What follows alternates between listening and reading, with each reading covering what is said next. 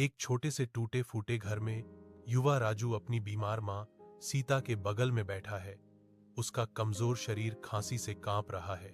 उनके रसोई घर का सन्नाटा भोजन की विकट कमी को दर्शाता है, एक कठोर वास्तविकता जो उनकी आंखों में भी झलकती है।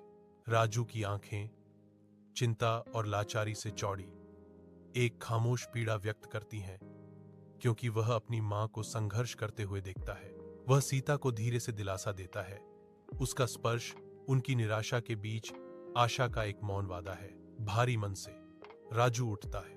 उसकी आंखों में एक चमक और दृढ़ संकल्प है। जैसे ही वह बाहर की कठिन दुनिया का सामना करता है, वह अपने युवा कंधों पर उनके अस्तित्व का बोझ लिए अपनी अदम्य भावना के साथ घर से बाहर निकलता है। एक हलचल भरी बाजार की दुकान पर राजू अभिमानी दुकानदार सेठ जी के सामने खड़ा है, जो धमकाने वाली आंखों से घूर रहा है। राजू हिम्मत जुटाकर उधार पर आटा मांगता है। सेठ जी के तिरस्कारपूर्ण उपहास के बीच उसकी आवाज मुश्किल से सुनाई देती है। सेठ जी ताना मारते हैं और राजू को दुकान से भगा देते हैं। उनके कठोर शब्द अपमान की गूंज बन जाते हैं। राजू का सिर झुक जाता है। उसकी आंखों में आंसू भर आते हैं, लेकिन उसकी मुट्ठियां एक शांत जलते हुए संकल्प को दर्शाती हैं। महीनों बाद राजू हलचल भरे बाजार में लौटता है। उसकी चाल अब नई ताकत और शांत आत्मविश्वास से भरी हुई है। वह सेठ जी के पास जाता है।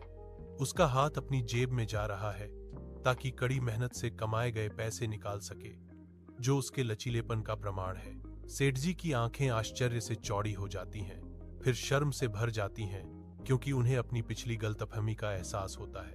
राजू खामोश और गरिमापूर्ण पैसे काउंटर पर रखता है।